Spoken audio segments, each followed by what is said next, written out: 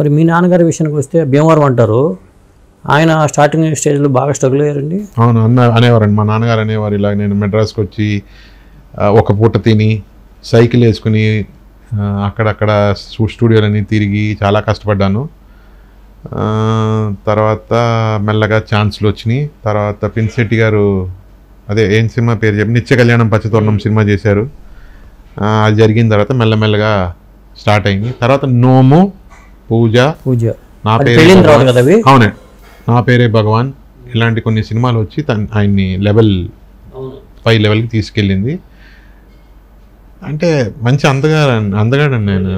బేసిక్గా కష్టానికి డెఫినెట్గా ఫలితం ఉంటుంది కదండి. అదే జనరల్గా ఆయన ఫ్యామిలీ బ్యాక్గ్రౌండ్ ఏంటండి?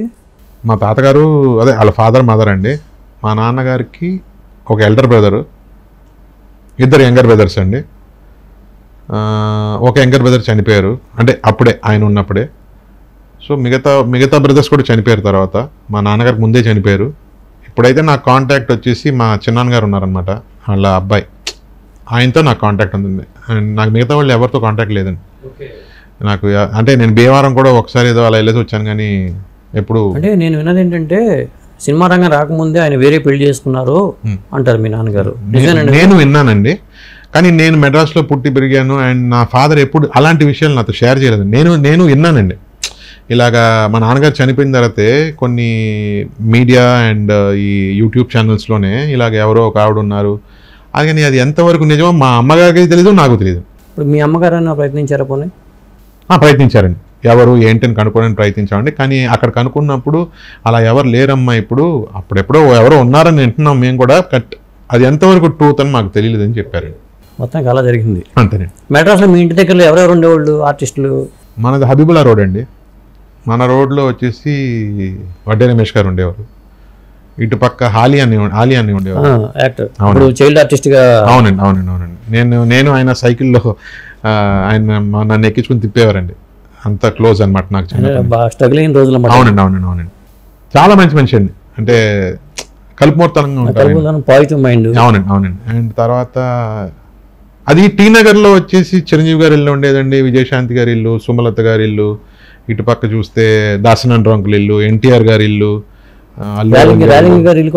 అవునండి టీ నగర్ అయినా అది కూడా. కృష్ణ గారి ఇల్లు, విజయనగర గారి ఇల్లు, అదే విజయనగర గారి ఇల్లు, ఇవన్నీ పక్కనే ఉండేయండి. సో వీళ్ళందరూ కలిసేవారండి. Sharada aunty, Kanchana aunty, Jayaprada aunty, అందరూ కలుసుకునేవాళ్ళం అండి. ఇప్పుడు సావిత్రి గారి లైఫ్ అలా అవటం మీద మీ అమ్మగారు ఏమైనా చెప్పేవాళ్ళు మీకు?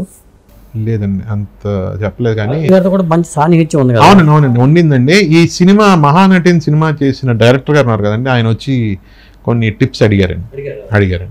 అంటే ఒకరోజు నేను ఇంటికి వచ్చేటప్పటికి ఆయన ఉన్నారు.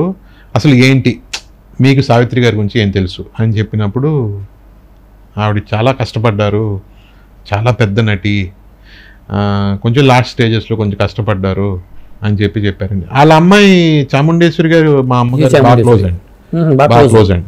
వాళ్ళ మనవడు వచ్చేసి నాకు బాగా ఫ్రెండ్ అండి, అరుణ్ అని చెప్పి, వాళ్ళ పెద్ద మనవడు. సో నాకు అలా తెలుసు. కానీ సావిత్రి అమ్మగారు మరి ఆయనకి ఏమైనా సినిమాల మీద ఇంట్రెస్ట్ లేదండి అరుణ్కి? లేదండి, అతను బిజినెస్ చేస్తున్నాడండి. ఇంకో అబ్బాయి ఉన్నాడండి, ఆ అబ్బాయి ఇప్పుడు బిగ్ బాస్ లో వచ్చాడు, రెండో కొడుకు, అండ్ ఇప్పుడు సినిమా చేస్తున్నాడు. విజయశామునేశ్వరి గారు రెండో కొడుకు. ఒక సినిమా కూడా చేస్తున్నట్టున్నాడు. కానీ ఈ మహానటి మూవీ అయితే నా అత్తగారు థియేటర్ కి రావడం మానేశారు, ఈ మూవీ కోసం వచ్చారనమాట. నేను సావిత్రి గారి స్టోరీ చూడాలని చెప్పేసి ఇంకా థియేటర్ కి తీసుకెళ్లి మేము మూవీ చూసేసి కానీ she was not very happy with the outcome. అంటే ఎందుకు అంత ఇంటిమేట్ గా చూపించడం, అవన్నీ అంత ఇంటిమేట్ గా ఎందుకు అంటే అంత పెద్ద నటిని మనం అదే ఒక లైఫ్ ని మరి అంత ఇదిగా చూపించాల్సిన అవసరం లేదని చెప్పేసి ఆమె ఫీలింగ్. అంటే సినిమా వల్ల సావిత్రి గారు ఒక మహానటి అని నేటి తరానికి తెలియాలి కదండి, అంతవరకు న్యాయం జరిగిందని అనుకుంటున్నాం మనం. ఎందుకంటే ఆ స్ట్రగుల్, ఆవిడ బాధలు అవన్నీ పడ్డారు కాబట్టి తప్పేమీ లేదు. అండ్ కీర్తి సురేష్ గారు కూడా చాలా బాగా చేశారు, చాలా బాగా చేశారు.